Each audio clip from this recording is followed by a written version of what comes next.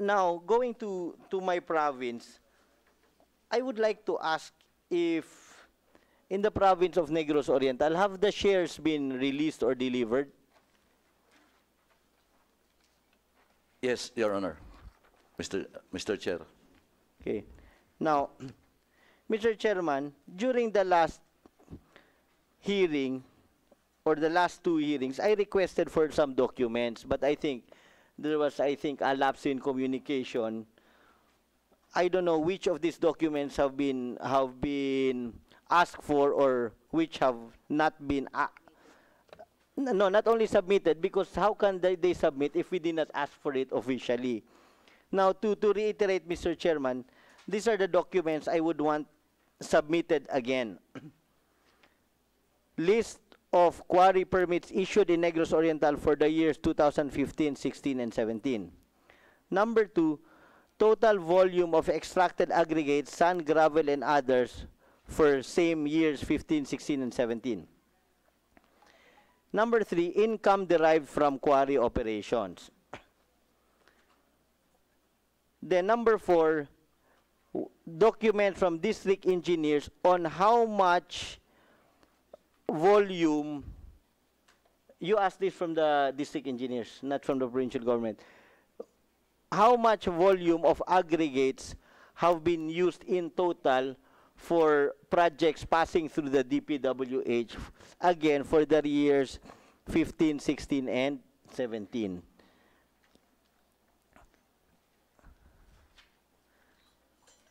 Number 6, list of volume of different aggregates used in projects in the city of Dumaguete. From the DENR, list of ECC holders, I think they submitted this already, no? Anyway, I'll just reiterate this. If they have been submitted, no need to submit again. Number 8, this is the same as 1. Copies, no, not list. Copies also of all quarry permits issued by the province 15, 16, and 17.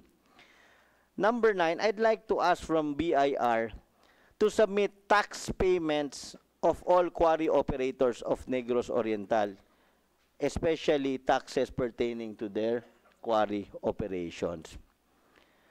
Now, this is very important, and I do not understand why the provincial government only submitted one meeting, but I don't know how our communication was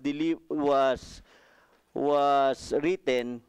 But what I was really asking was official minutes and audio recordings of all PMRB meetings from 2015, 16, and 17. And also, list of all LGU shares released and also unclaimed if ever there are any. One more thing another thing I would like to ask is,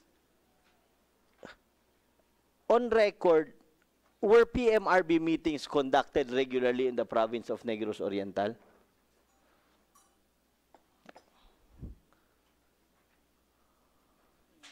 Who are members of the PMRB here? Yes, Your Honor. We're conducting monthly meetings, Your Honor. Monthly, religiously? Yes, sir. Okay, well and good. Then again, so there's no reason why I cannot get the minutes of the meeting. Again, until now, when I showed the clear violations on the environment, I am still not enlightened on who would be answerable. Going back to the pictures that I showed, I would like to ask the ASEC, sino ba talagang dapat managot sa ganon? Dahil kung magpapasahan at magpapasahan lang, masisira at masisira yung environment natin. Again, the quarry on the left is a clear destruction of the environment. Who would be answerable to that? It's the Environmental Management Bureau of the Department of Environment and Natural Resources. At what level? The barangay level, the provincial level, the national level? We have our regional offices, Your Honor. So, ganito, hindi, alam mo bakit ko to tinatanong? Dahil again, dadating na naman tayo sa budget hearing, di ba? So, you will have to justify your budget.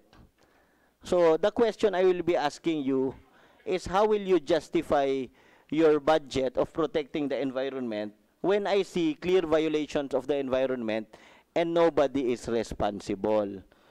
So ngayon, tatanungin ko, sino ang dapat kasuhan? Yung tao nyo, yung nagka-quarry, or yung provincial government? ASEC. Yung ano lang, the quarry on the left, that's a clear violation eh. Until today, violation talaga yun. If you do not believe, punta tayo doon, no? Kahit ako pa gumastos, punta tayo, tingnan natin for ourselves. Roy C. Matu went there already. And he admitted that there are really violations. I don't know who among you went with Secretary si Matu. Now, going again, dahil kaya hindi ko pinalis yung sa probinsya muna, dahil kung sabihin nyo sila yung responsable, mag-usap kayo dito sa harap namin.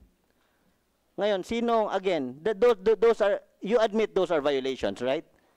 Now, if those are violations, sinong dapat managot sa bayan? It's by and between the DENR and the issuing authority. Kaya nga, so dapat para sa'yo ang managot doon yung provincial government. It's a coordination by and between the Kaya provincial when you say government. by and between, what do you mean? Silang dalawa, isa sa kanila? Yeah, you give the people of the Philippines an answer na maintindihan ng taong bayan. Alam mo bakit? I am not only concerned of my province. It just so happened that yun lang yung nakikita ko. I'm concerned about the whole country. Now, if other Filipinos are listening now and they see the same violations, para alam nila na, dapat pala ito yung kasuhan, siya yung dapat magkaso, or pabayaan na lang natin, okay lang pala mag-violate ng environmental laws. Again, Comsec, pakitanggal yung whiteboard. Yung sa kaliwa, violation yan, di ba? Admitted, right? Is that a violation? ASEC. I cannot clearly see the picture. Can you focus the picture? Sabay, lumapit na lang kayo, ASEC, para maklaro nyo. Baka hindi na malinaw yung mata nyo, Okay. lapitan nyo na lang. Sige, Your Honor. First and foremost, No, answer me first, ASEC. Oh. Yung sa kaliwa, because if you say that's not a violation, wala na tayong pag-uusapan. Pabayaan na natin yung ganyan mangyari sa buong Pilipinas. Dahil, kumbaga, para sa DENR, tama yan, di okay lang, di ba? Ba't pa tayo nagtatalo dito? But again, if that's a violation, how do we remedy it in the future? And because kung para sa DENR tama yan, hindi na kami gagawa ng batas. Tama naman pala yan eh. Di ba? Again, now answer me. Is that a violation? Yes, that's partly a violation. Partly or wholly? Kasi I cannot. Bakit? Why are you sugarcoating? Okay, that's wholly a violation. Then one of the person who is accountable for that is the permit holder himself. Only the permit holder. The permit holder together with the issuing authority. Who and the is? DENR. Who is the governor? Because it Okay. is a devolved function already. Now, so sino ang dapat kasuhan? Meron po yung proseso. First is... No, I'm not asking about the process. I'm asking sino dapat kasuhan. Because if the violator hindi dapat kasuhan, walang problema. Okay lang, tatanggapin namin yung words nyo. Yung unang kasuhan natin, yung violator. Then, pag hindi wala pa talagang remedy na mangyari doon sa violations, wala pang gagawin yung ating nakasuhan, the one issuing the permit.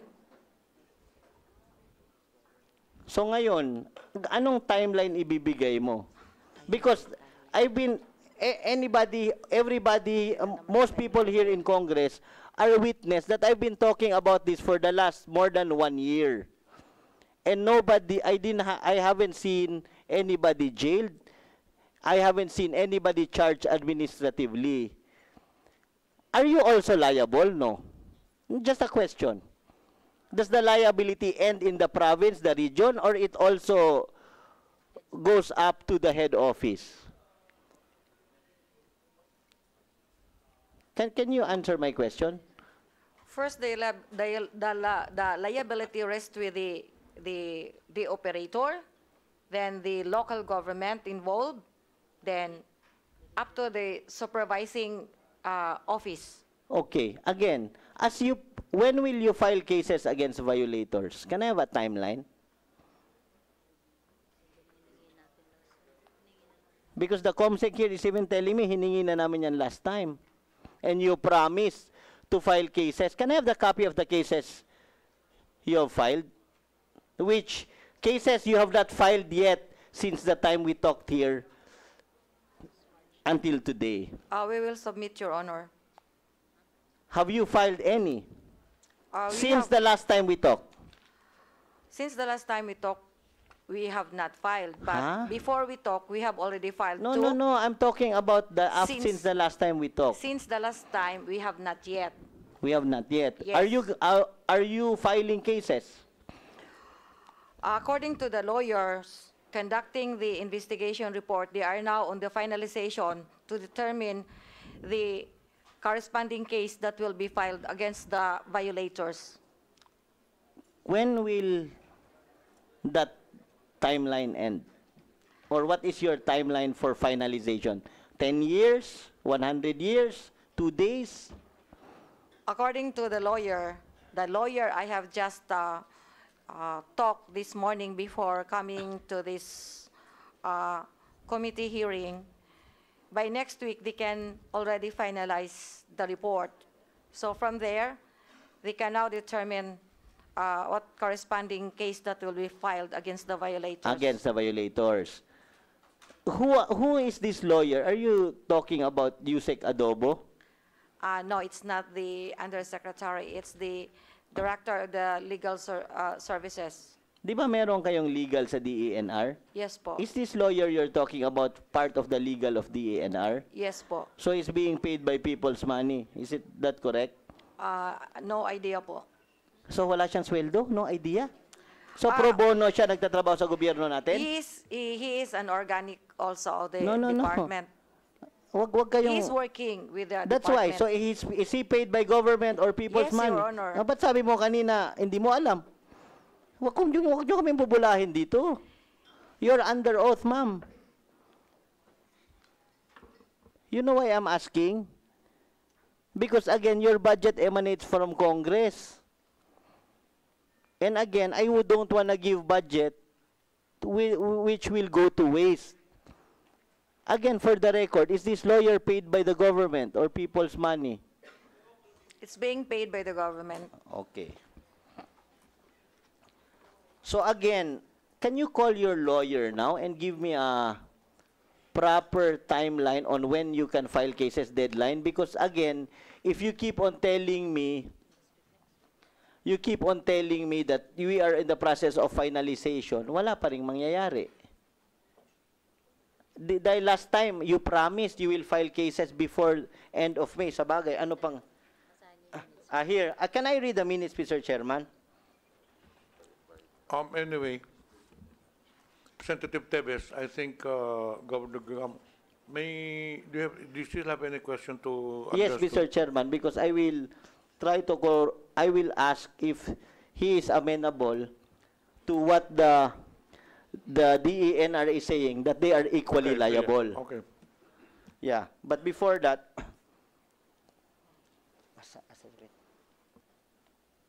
here, in summary, the committee agreed on the following. No. Where's that? Here. Representative Teves asked DNR Assistant Secretary Cagoy to obtain copies of the minutes of the meetings of PMRB to identify violators and file complaints against them accordingly. DENR Assistant Secretary Cagoy committed to comply by the end of May. It's clearly stated in the minutes. So anything you say here, dapat panindigan natin dahil under oath tayo nagsasalita. Hindi naman to Cartoon Network na ganun-ganun na lang eh. Paano na yan, ASEC? Andito pala sa minutes, oh. Kailan ba end? Ano na ba ngayon? March 20. No, now it's at 29. Meron ka pang 2 araw. Pwede ba? Mag-comply tayo sa sinabi natin? Or ano yun? Contempt or perjury? I'm now communicating with the our lawyer with the office. Because you know, your promise here is not your promise to me. It's a promise to the committee, Congress itself, and the Filipino people. Andito, oh.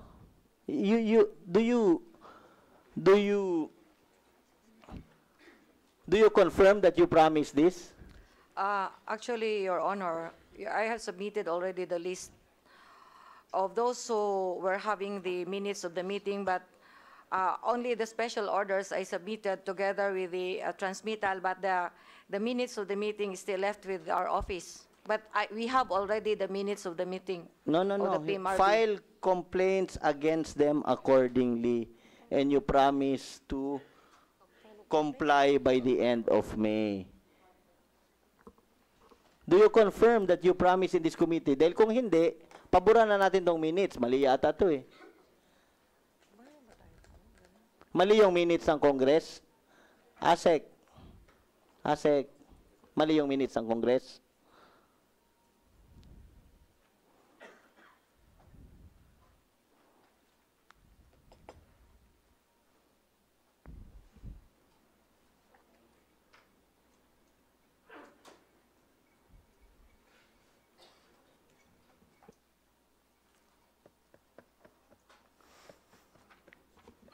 Mr. Chair, No, si ASEC kinakausap ko. Siya yung nag-promise, hindi naman ikaw eh. Maybe okay, Asek, can you answer? Because after this, Mr. Chairman, I will wrap up already. Actually, during the evaluation of the minutes submitted by the regional offices, there were no mention. There were although there were mentions of some illegal activities, but they were just issued with the CDO on the minutes of the meeting when we analyzed the minutes submitted In to short, us. walang violator na dapat kasuhan. There were some illegal activities. No, in short, answer me. May dapat kasuhan, wala. We still have to go in through it. But again, you promised by end of May. I don't want to belabor on this point. But believe me, during the budget hearing, I will show this picture again. And sana lang mapa-approve nyo yung budget nyo dito with that picture still like that. And I don't think you can ever change that because I don't think you can bench on that property because the one who owns that quarry is not the owner of the adjacent property. Now, I'd like to ask anybody from the province of Negros Oriental, are you amenable to the statement of DANR that you are equally liable?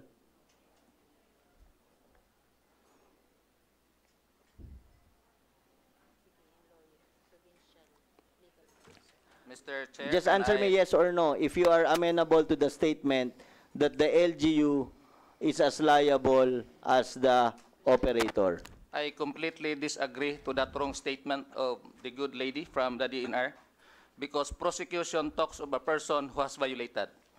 So if the province of Negros Oriental has not violated, it cannot be in any way liable for any act which is not violative of any law. Thank you. Now again, I ask ASEC, paano yan ngayon ASEC? Iba yung tingin nila sa batas, iba yung tingin nyo. How can we, di ba, there are devolved functions given to the province from the mother department, which is the DANR. If you cannot agree on which is which, how can you work together? Again, paano yan ASEC? She disagrees. Anong ilalagay namin sa committee report?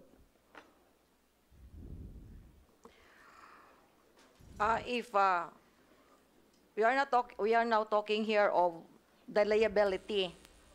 So, first, yung sinabi ko earlier is the operator or the permit holder. Then, it was followed by the issuing authority and the DANR. Because in that permit issued by the local government, it precisely the issuing authority precisely adapted to the conditionalities stated in that permit. So, since it is by and between the permit holder and the local government unit concerned, so the way I understand it, it follows that we still have the same liability. Anyway, you only have 2 days, huh, to again report to the committee and comply with what you promised to comply with in this committee. Otherwise, magfa-file na naman ako ng complaint against you or an investigation on why you did not comply. But again, just to reiterate, I think dapat kasuhan nyo yung dapat kasuhan, and kami na lang mag-ano kung anong magandang batas, dahil the province does not believe they are liable. You say they are liable, and to me, I think whoever is responsible in administering or collecting taxes should be equally responsible for the upkeep of the environment, dahil doon kayo kumukuha ng tax. Again, Madam Asek, I'm giving you 2 days to comply with what you promised in this committee. Sana lang i-comply nyo. And maybe we can cite you for contempt also. Sige lang, tingnan natin. May I also request this honorable body that we should be given extension to file cases, considering that we are still evaluating on the finalization of the reports, and from there, considering the 2 Can I have a timeline, Madam Asek? Will be given additional extension or Can I have a timeline? Definite period. 1 month from now. Let's agree on 15 days. You say 1 month. I ask for 15 days. Because anyway, sobra lampas na kayo eh. Can we agree on June 15? If you do not agree to June 15, I will ask for May 31. Sir, June 30 na lang. June 21. Compromise. Sir naman, 30 na ayoko. lang. No, then May 31 tayo. Hindi naman pwedeng ikaw lang pakinggan namin eh. You already said you already have everything. Yeah, but still we have to finalize it. No, so 2 days is not still enough, the 2 days. June 21, let's agree. Compromise. Yes, sir. June 21 as promised. I'd like to have that on record. And also, can you validate, because earlier the governor said they issued suspension orders, right?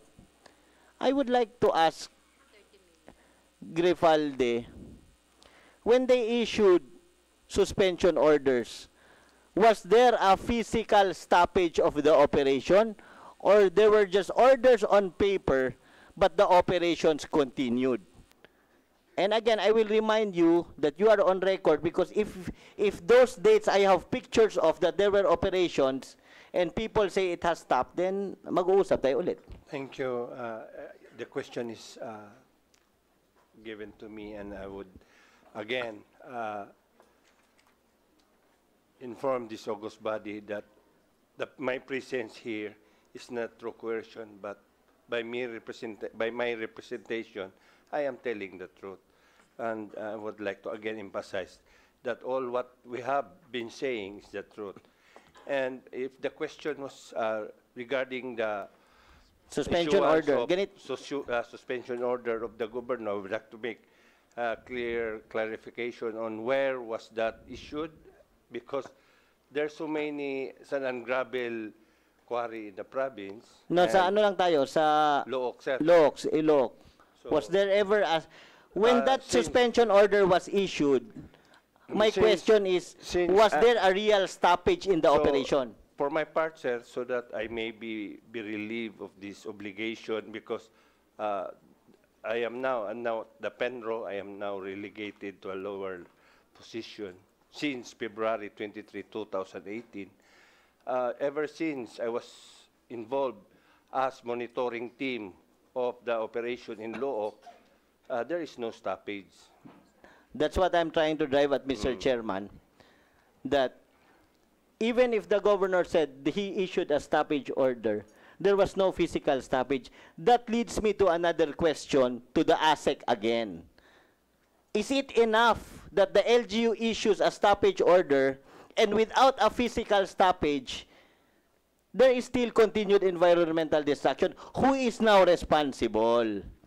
Because we really have to thresh this out. Otherwise, walang mangyayari. Di ba? Masisira at masisira yung environment natin. Now, what is your take on that, Madam ASEC? That's why I wanted Roy Simatu here. Eh.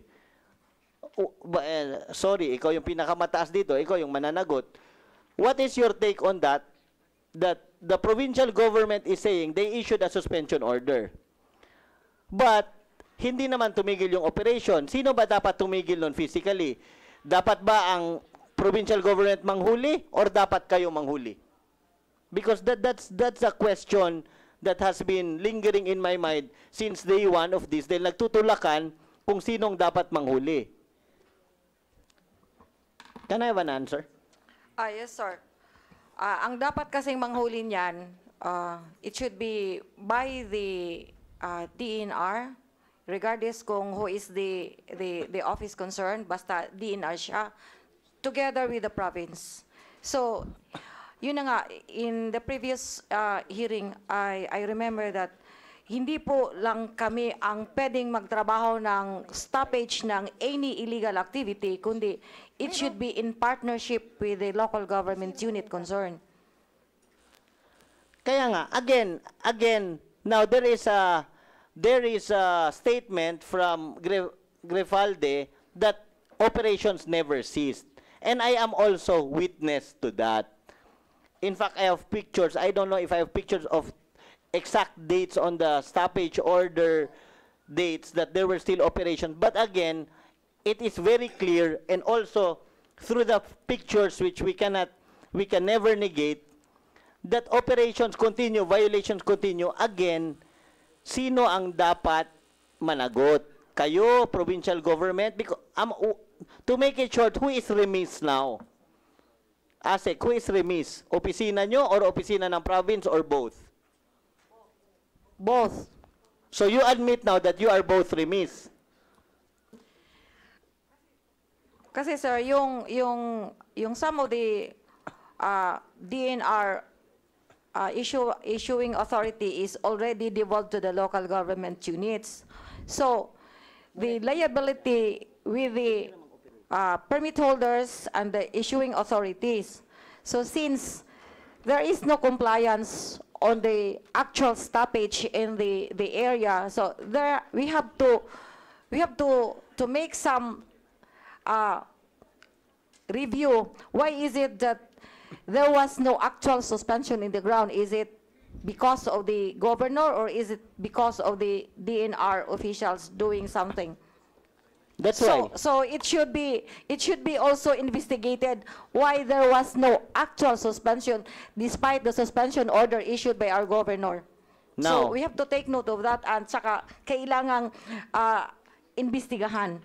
so you want the investigation done here? Because I will write another reso to that effect. Or you do it yourselves and I get a report. The concerned regional office should do the investigation.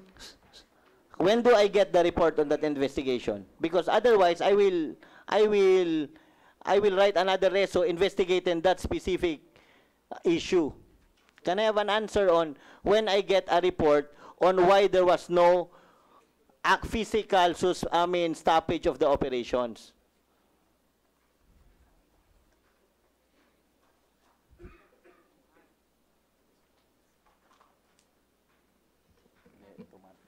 Mr. Chair, we will try to immediately submit our available reports of the assessments we had, and then we will substantiate it further by conducting follow-up if it will be necessary to complete the facts on the status of the conditions in the area. But When will I get it? we will give you initial report within 15 days, Mr. Chair. Within 15 days. Yes, sir. Yeah. Make it June 15 to be exact. Yes, sir. Now, I would like to ask the provincial government, do you agree to the statement of ASEC that you are both remiss in this? Whoever. Can I answer that question? Yeah. That, with all due respects, that statement of the good ASIC is not correct. Not correct. So If we have nagsisinungaling to- si ASEC. If I may be allowed to discuss further regarding the Law Oak problem, as far as the Sean Gaston permit. No, and let's talk about the one on the left. That's why, may I be allowed to elaborate so that we can get a clearer picture. As far as the Sean Gaston permit and the Nisagi permit, the CDO were actually implemented. So it's not correct that it was not implemented. As far as the Telis Forososa permit is concerned, there was a CDO, but during the effectivity of the CDO, there was a violation of the CDO, for which reason EMB imposed a penalty of 50,000 a day or 30 million. So it goes to show that the provincial government was not remiss. Neither was the DNR remiss, except that we cannot completely eradicate illegalities anywhere in the Philippines, no matter what we do. Mr. Chairman, I would like to ask, has the 30 million been paid or even part of it?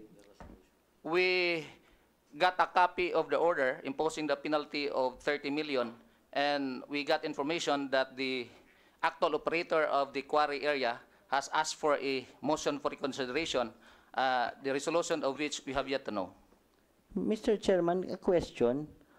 What do we do when a resource person is lying? Because to me, myself, I have seen that there is no actual stoppage of the operations, and most of you are witness to that, as I have been complaining here in Congress for the longest time, and with substantiated by pictures which I took from the air, that operations have been continuing.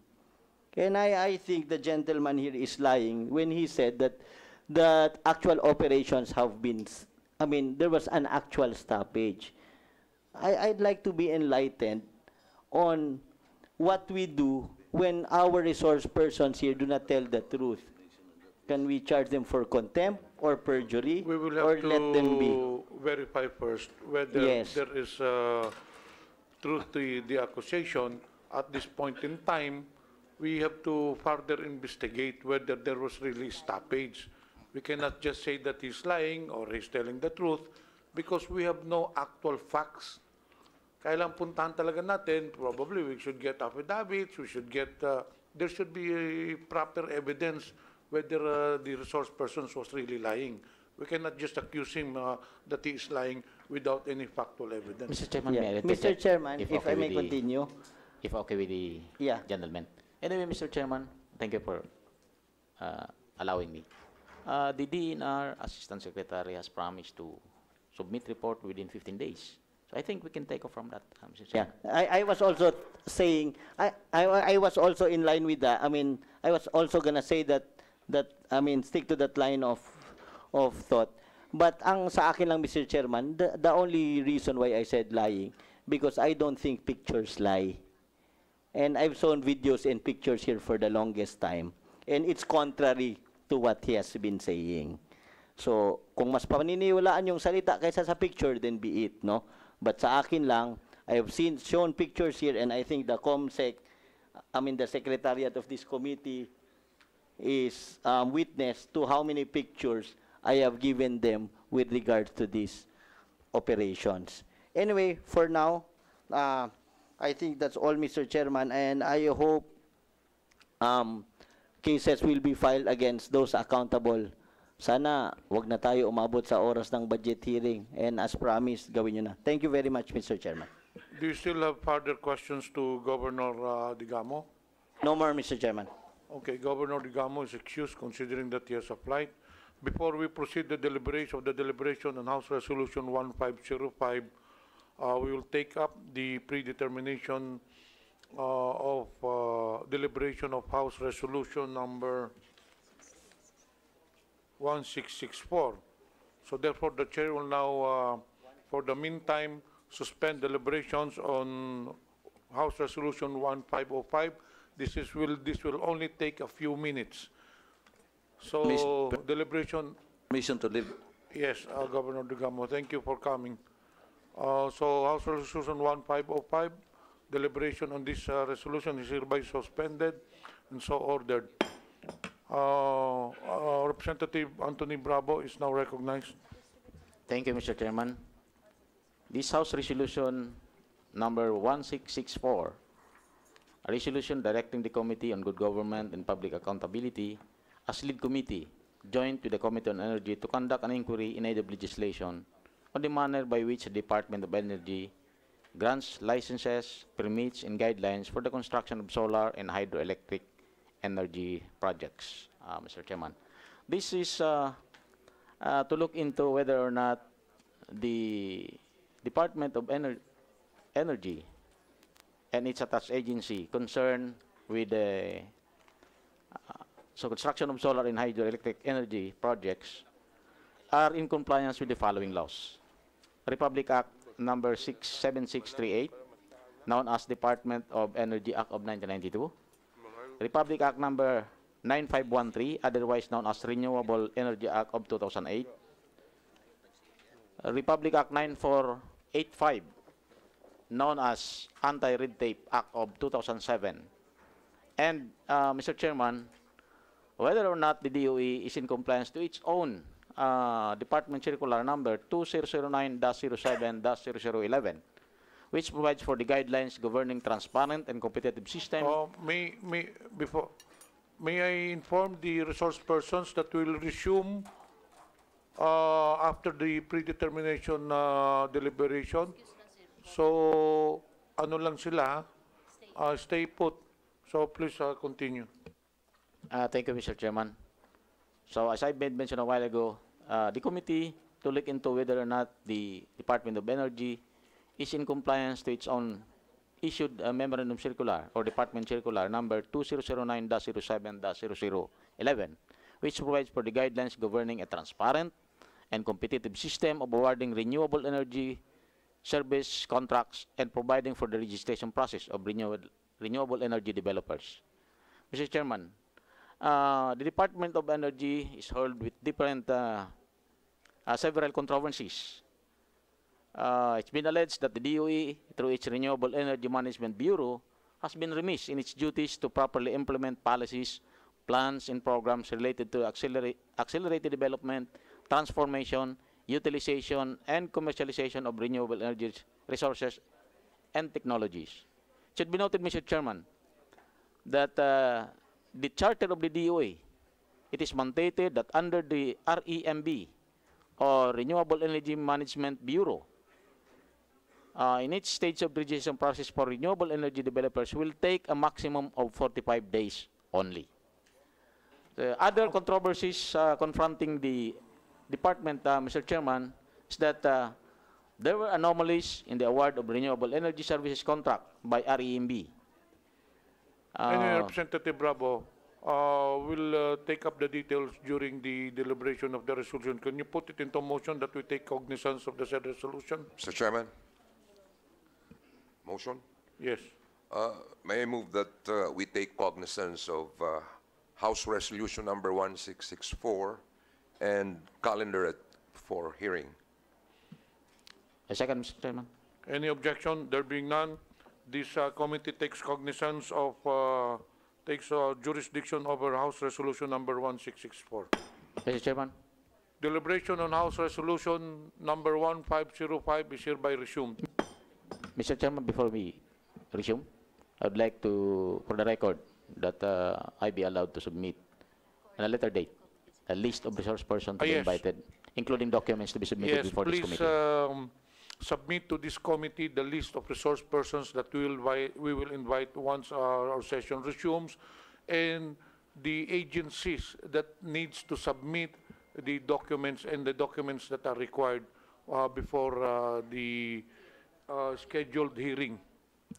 Thank you, Mr. Chairman. Okay, thank you. Please take note, COMSEC, and coordinate, the Secretariat, please coordinate with Representative Bravo.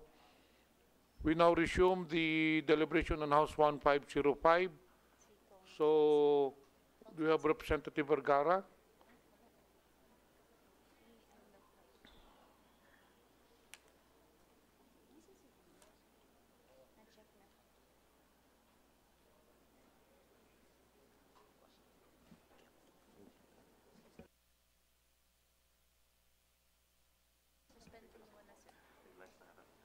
While waiting for Representative Vergara, we will have to suspend a few minutes.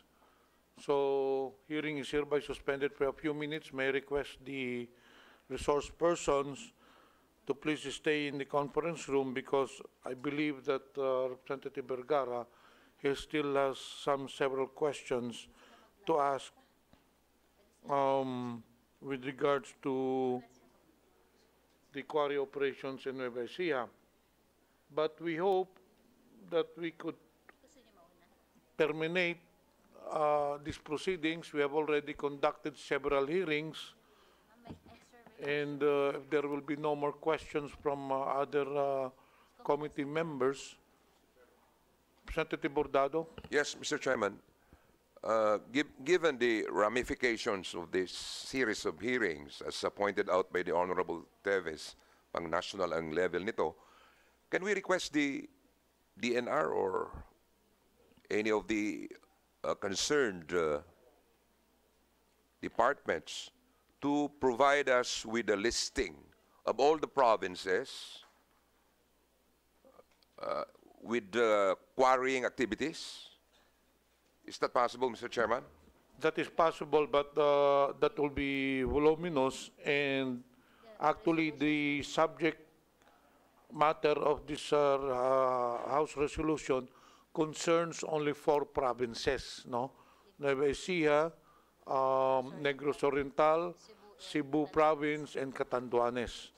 Now, there is no complaint with regards to the operations of other provinces. I don't see the wisdom in getting the documents with regards to the quarry operations of other provinces unless a committee member or any representative would file a letter complaint or would request this committee to include such provinces. So this hearing is confined to the 4 provinces only. Okay, thank you, Mr. Chairman. We now recognize Representative Vergara. Thank you, Mr. Chair. May I ask the treasurer, the provincial treasurer, could you please, is she here or has she stepped out?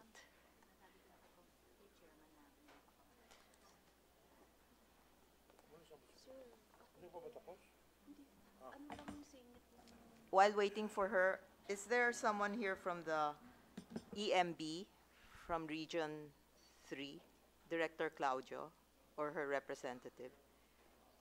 She's also out. Well, Mr. Chair, I'd just like to make a manifestation. It was regarding the information that the CLEX project manager Bautista gave in our previous hearing when asked how much quarry materials were being taken from Nueva Ecija. He said none, and then he also said that the price was 50 pesos per cubic meter. We have it in the transcript. In the next hearing, when he was presented documents, all of a sudden he changes and says, oh, yes, we do get some, but very little. And he did not correct his 50 pesos per cubic meter, which is even way below what the province charges of 7 pesos per cubic meter. I believe that he did this intentionally to mislead this committee, and so I would recommend that we file perjury charges against him for misleading and knowing that he's under oath for saying statements like that. And I have documents from CLEX that show that the price per cubic meter is not 50 pesos. It's not 50 pesos, I believe he said 50 pesos per truckload, which is even more amazing. I have documents that will show that they're paying anywhere from 300 pesos and above. So I hope that this will send a signal that resource persons who come here should tell the truth as they know it and not just talk off the top of their head to substantiate the claims of other resource persons here that the quarry revenues or the quarry materials are not coming from Nueva Ecija or that they're really underpriced. And he says it with confidence. May I move that we file perjury charges against the CLEX project manager Bautista? But before we take action on that, is it verified that he was really lying? Do we have documents that would show that, that would prove that contrary to his statements, the price of the aggregates is different from the one that is, That it's more than the 50 pesos that he said. Yes, but do Mr. we Chair. have documents to prove that? Yes, sir. Okay, any second on the motion? Any objection? There being none, the motion is hereby approved. Thank you, Mr. Chair. Is Director Claudio? Director Claudio. No. Ma'am, may I just ask you some questions? Right now, there's still no environmental compliance certificate no. Right now, there is no quarrying in our province. Is that right? Yes, ma'am, based on the reports that submitted to our office by our field officers. And could you just clarify, there is no quarrying. Who stopped the quarrying? Is it the provincial government or is it the DENR? We issued the notices of violation in collaboration and in cooperation with not just the provincial government, but also the municipal, local government units, as well as the PNP, Your Honors. So the order to stop quarrying emanated from the Department of Environment and Natural Resources. Yes, Your Honors. In the last meeting that we attended, I reported that we issued about 56 notices of violation, and we conducted technical conferences. And in that technical conferences, the operators were made to commit to stop their quarrying operations, Your Honor. And they were made to stop because their documentation is incomplete. They do not have environmental compliance certificates. That's the reason why they are not yet operating, Your Honor, because we issued them the notices of Yes, violation, and they have no ECC, Yes, Your Honors. I do not mean to sound redundant because there is false information going around my province that the reason there is no quarrying is because the 4 congresswomen of Nueva Ecija stopped it. I mean, we have no power to do that. This quarrying suspension is because of the lack of the ECC issued by the DENR. The notice of violation was issued by the DENR. I'm just paraphrasing you, yes? That is right, Your Honors. Okay, ma'am. From the very start, I did not even know that there were no ECCs. My inquiry was just to find out why the quarry revenues of my province is very small. Now that I'm a congresswoman, I see the congressional funds that go through the district.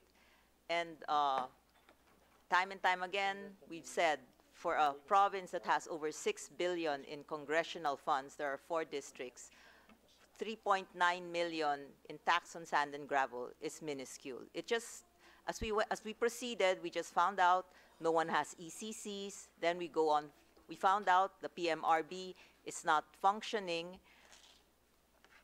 So now there is no quarrying. Quarrying has stopped. I mean, I'll be honest, at night, then there are trucks that move. Sometimes there are people who get caught, and then they're obviously quarrying in Cabanatuan, but they'll show that they were quarrying daw in Tarlac, and what they're bringing is from Tarlac when everybody knows it's just from the vicinity. So we really cannot stop it. Last April 3 to 7, the MGB, under Engineer Ensomo, did a survey of the province of Nueva Ecija, a topographical study. It showed there now what are the no quarry zones, which are the areas that need dredging and desilting. In short, there is now a report. And I would think that with that report, you can already determine which sites can be quarried and proceed with issuing environmental compliance certificate. May I ask, what is taking your office so long to issue ECCs to those who have pending applications? And when will the first ECC be finally issued with the others to follow so we can see, we can resume the infrastructure projects of the government and the private contractors as well as those building homes in our province? Thank you, Your Honors. Yes, it's true that the Mines and Geosciences Bureau, with our office, with the EMB, as well as with the DPWH Region 3, conducted the assessment and the geological investigation of the areas to be quarried or not quarried. And the report has been completed in April, Your Honors, but we also did something after that. We conducted seminar among quarry operators to inform them of the requirements and to inform them of the areas assessed for quarrying. So because we will limit the quarrying operations, Your Honors, only in those areas that are assessed to be allowed for quarrying. The ball is with them, Your Honors. We already With who? With the... with the operators. We Which gave them the operate- requirements already. We conducted 2 meetings with them. And so at this point, we are waiting, Your Honors, just for the area clearance as a prerequisite for the processing of their applications. There are, as of today, there are 11 applicants, Your Honor, and once they submit the area clearance, we will process the issuance of the ECC, Your Honors. So they have environmental impact studies already. That's been complied with. That's a requirement, Your Honor. They have to submit the EPRMP, the EIA document, Environmental Impact Assessment document, which is not a full-blown environmental impact statement document. It's just a EPRMP or just a checklist. So that's not very difficult to obtain. Not difficult, but I'd like to assure the body, Your Honor, that the bulk of the information that is needed for us to decide whether a project, quarrying should be allowed in an area is the assessment done by the composite team, which is already completed, Your Honors. So when do you think you'll be issuing the first ECC so we can resume proper controlled quarrying, responsible quarrying? When the applicants would submit the complete documents in a week's time, we will process it, Your Honor, because we already, in fact, formed teams to do the one-stop shop issuance of the clearance at the Provincial Environment and Natural Resources Office of the DNR, Your Honor, to facilitate the processing of the ECC. But we're just waiting for their applications at this point, Your Honors. Okay, thank you. May I ask the treasurer, is she back? Thank you, Director Claudio. Ma'am, what is the actual tax on sand and gravel for the year 2017 of the province?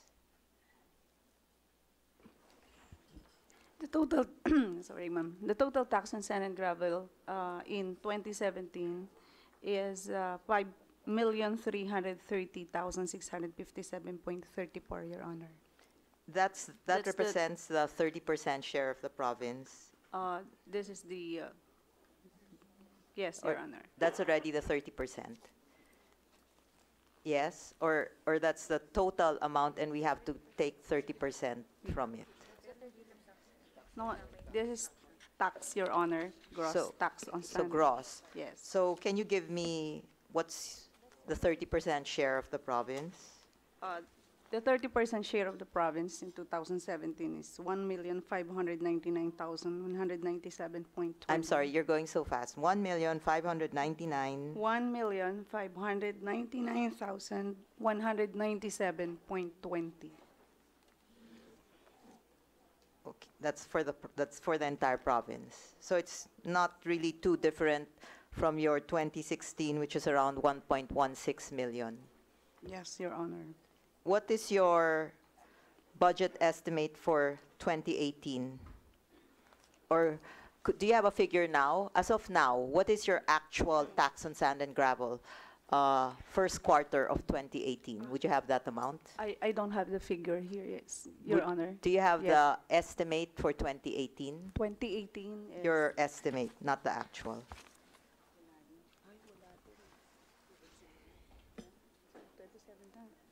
I also don't have the copy here, Your Honor.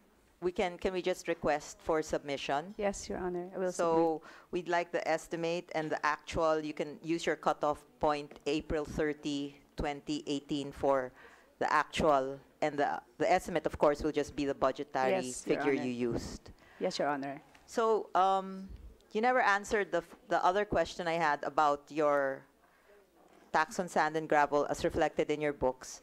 Unlike the one in San Jose, which was a consolidation of several years that, they got 1.1, when you put like this 1,599,197 and 20 centavos, that is just for 2017.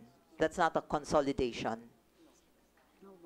No, Your Honor. So all the years, it's unlike what happened to San Jose. This is actual received on that year. Yes, Your Honor. Yes?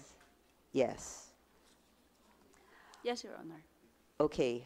I will present something now because I'm hoping that this will be our last hearing. Mr. Chair, may I use the whiteboard? Yes, of course.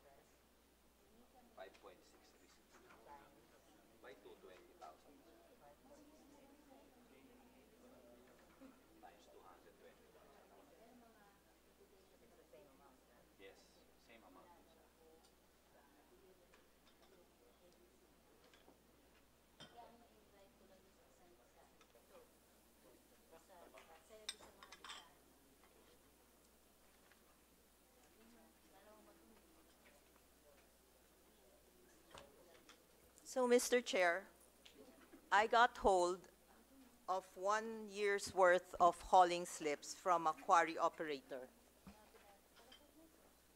So she, and correct me, is Engineer Pangilinan here from Penro. Sir, isang hauling slip, isang truck. Tama? Kada hauling slip, isang truck.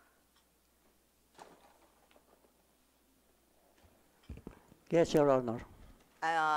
For purposes of this inquiry, kahit sabi ni Congressman Teves na nire-recycle, ang ginamit ko lang, hindi siya nagre-recycle. Inassume ko na matino yung quarry operator, one hauling slip per truck, hindi na inuulit. So binilang ko at meron siyang 4,048 slips or hauling slips for 2017. However, based rin on the record submitted by the provincial treasurer, 2 beses lang siya nagbayad sa probinsya. Nung Feb 2, 2017, 220,000 for 10,000 cubic meters. At nung December 6, 2017 for 5,000 cubic meters for 110,000. Ang binayad lang niya sa probinsya, 330,000. Ito po, may official receipts, kaya may numbers. Subalit, pag tinignan po natin kung ilan yung na-extract niya, at 4,048 slips, ang sabi niyo, engineer, 14 cubic meters per truck. She extracted 56,672 cubic meters. Ngayon, at 10,000 cubic meter per resibo, dapat meron siyang 5.6 hauling booklets. So 5.6 hauling booklets at 220,000 pesos per 10,000 cubic meters, dapat ang bayad niya sa probinsya 1.243 million. Subalit ang nabayaran lang niya 330,000. Mr. Chair, for purposes of this committee, I will submit to the committee these hauling slips. I will show a sample now so I can show it to the provincial treasurer so she can authenticate that these are actual hauling slips issued by the provincial treasurer's office. Kayo po, ma'am, provincial treasurer, you're the ones that issue the hauling slips. Is that right? Yes, Your Honor. So, assuming that your records, and that's in the documents you submitted to me, she paid 330,000. How many booklets should you have given her only, based on what you officially declare in your documents submitted to this committee? 14 booklets for 10,000 cubic meter, 14 booklets. She So should only have 300 booklets, Your Honor. how many? 300 booklets, but each booklet has 50, diba? If it's, my calculation is, you should have only given her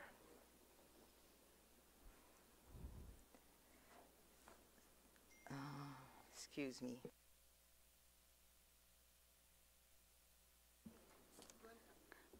$21 booklets, Your Honor. You should have only given her 21 booklets. But I have over 80 hauling booklets. Where is it? Just give me one.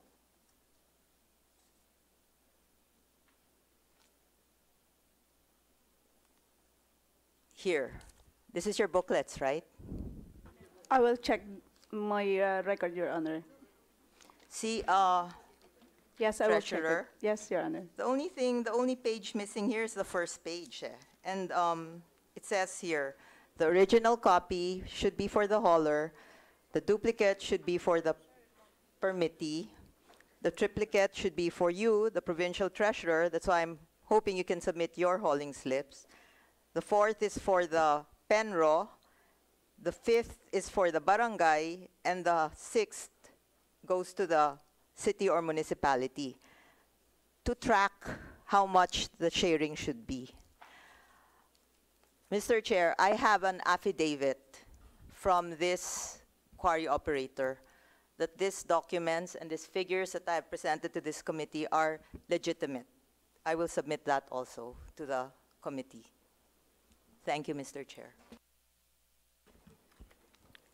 The chair now before we proceed, may I acknowledge the presence of Deputy Speaker Gwendolyn Garcia, and the chair now recognizes Representative Son Singh.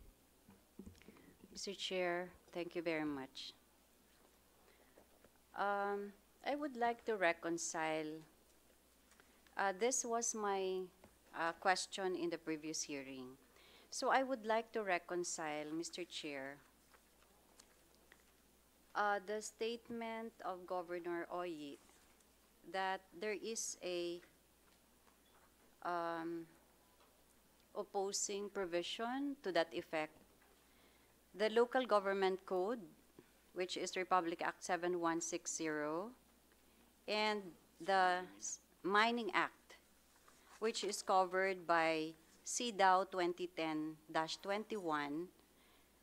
In RA 7942, the Mining Act, in CDAW 2010-21, Section 70, 71, and 72, Local Government Code, Section 138. So may I read, Mr. Chair? In the CDAW 2010-21, it states in Section 70, the Provincial City Mining Regulatory Board shall, among other, accept, process, and evaluate applications and determine administrative charges and fees for quarry, sand and gravel, gemstone, gathering, and small-scale mining permits duly filed with the same. In the Local Government Code, it states that Section 138, I will just read the relevant sentences, Mr. Chair. The permit to extract sand, gravel, and other quarry resources shall be issued exclusively by the provincial governor pursuant to the ordinance of the Sangguniang Panlalawigan. So, Mr. Chair, there is no contra to these two laws because in the CDAW 2010-21, it clearly states that the application should be submitted to the Provincial Mining Regulatory Board, and that the Local Government Code states that the permit will be issued by the provincial governor. So wala pong kaibahan dun, wala pong opposing provision, Mr. Chair. Kasi ito yung hindi ako makatulog, Mr. Chair, kaya nag-research talaga ako. So i-submit dapat yung application dun sa Provincial Regulatory Board, and the provincial governor, we are not questioning that they will issue permit. Okay. Number two, Mr. Chair, in the presidential decree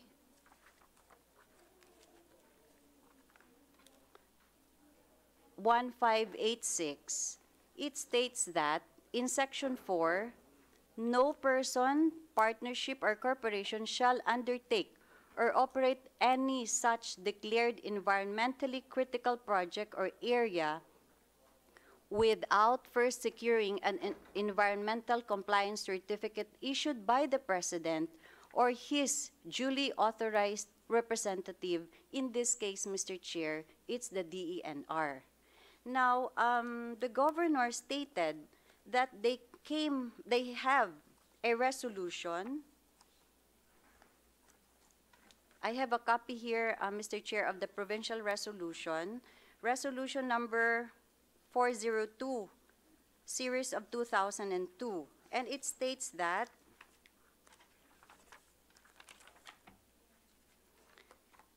application for a governor's permit to extract sand and gravel and other quarry resources in any part of this province shall be accompanied by a local environmental clearance certificate, or ECC, from the Environment and Natural Resources Office, or ENRO, which shall be filed with the Office of the Governor.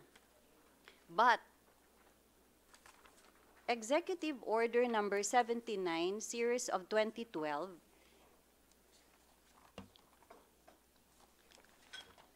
in Section 12, this was issued by the previous administration, Mr. Chair, by former President Aquino, and it states that consistency of local ordinances with the Constitution and national laws, LGU cooperation, the Department of the Interior and Local Government, or DILG, and the LGU are hereby directed to ensure that the exercise of the latter's powers and functions is consistent with and conform to the regulations, the decisions, and policies already promulgated and taken by the national government relating to the conservation, management, development, and proper utilization of the state's mineral resources, particularly RA number 7942 and its implementing rules and regulations, while recognizing the need for social acceptance of proposed mining projects and activities. So, Mr. Chair, the resolution, as stated by the Webster Dictionary, it states that